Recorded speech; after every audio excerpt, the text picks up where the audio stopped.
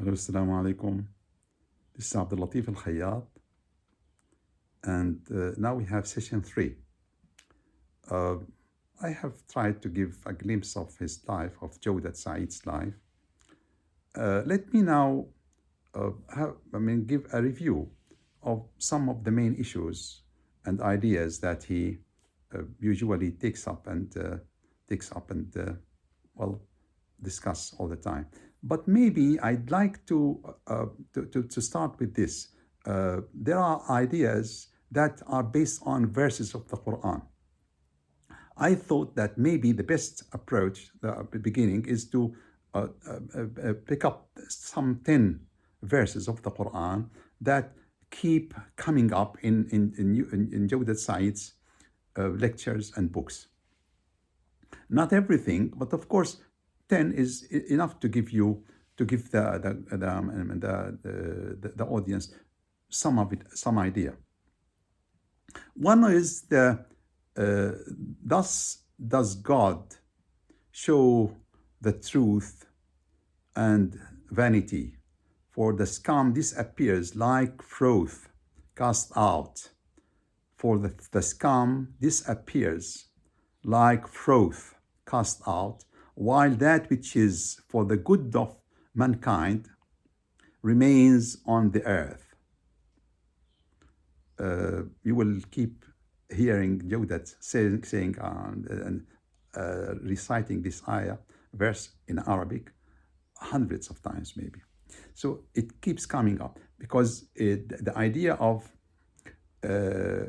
how history progresses is summed up here, because history is the creation of God, and although it is shaped by humans' behavior, but it is again the creation of God. But then God gives a chance to truth and falsehood to have their part and to act. But what remains, what stays in the earth is the good. That which is scum disappears, and that which is for the good of mankind, of humanity, remains.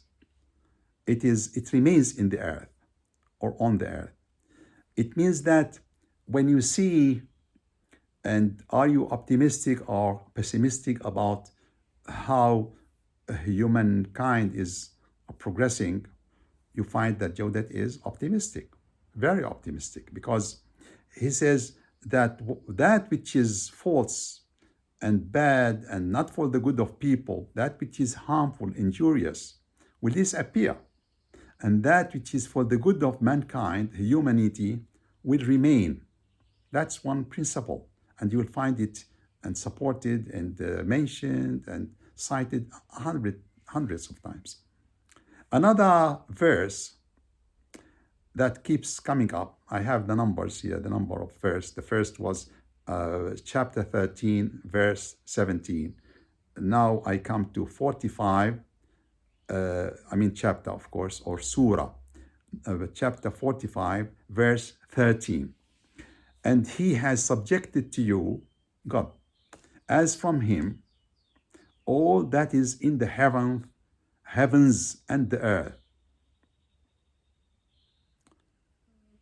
Have you reflected on this? Have you?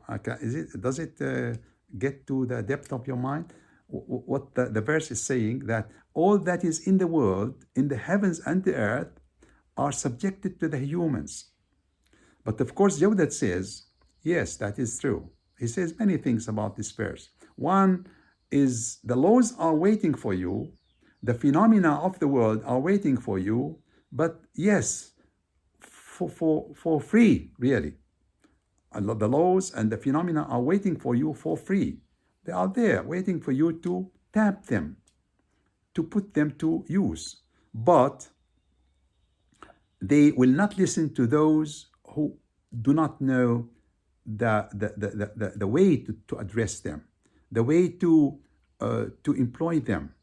They do not give you everything for free. Of course, there are some things that come for even the simplest person, like walking on the trees and then picking there's some free things and the brook of water. One can find many things that serve, but the big changes in life, the destiny of nations and civilizations is not like that.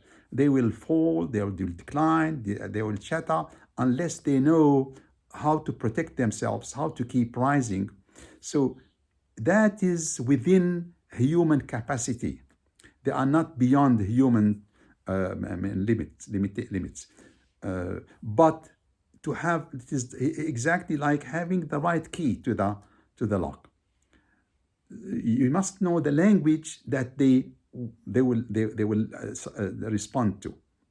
One thing. Another thing is that the verse does not confine itself to material things like having control of the wind, of electricity, of fire, and that. No, it must, he says, mainly our main focus must be human behavior, how to lead a better life and harmonious life first among our own nation, ummah, the Muslim ummah, the Muslim nation first. And then, of course, he has many things observations about how things are run by the world.